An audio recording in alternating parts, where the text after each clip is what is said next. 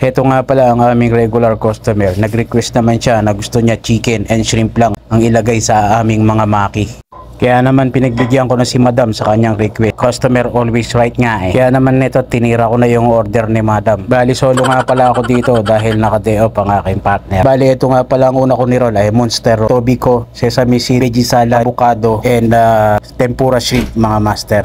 And then next ko naman ni-roll mga master chef itong ating Dynamite Shrimp at Yumi Shrimp Special. Bali no crab pa rin to at puro shrimp lang ipapalaman natin. Pero may kasama pa rin po siya na veggie salad, avocado, and then steam shrimp sa ibabaw mga master. Pinagsabay ko na sa isang roll dahil take 4 pieces lang naman mga master. And next naman na i-roll natin mga master ang request ni Madam na chicken.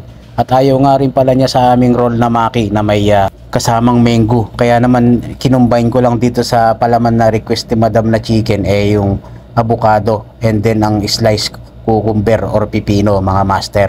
At syempre pagkatapos natin ipag-roll yan kakat na natin mga master chef. And then lalagyan ko lang po siya ng mga sauce. Syempre nilagyan ko muna ng spicy shrimp itong dynamite shrimp. At pagkatapos nga ilagay ko yung itong dynamite shrimp mga master ay lalagyan ko na ulit ng mga sauce.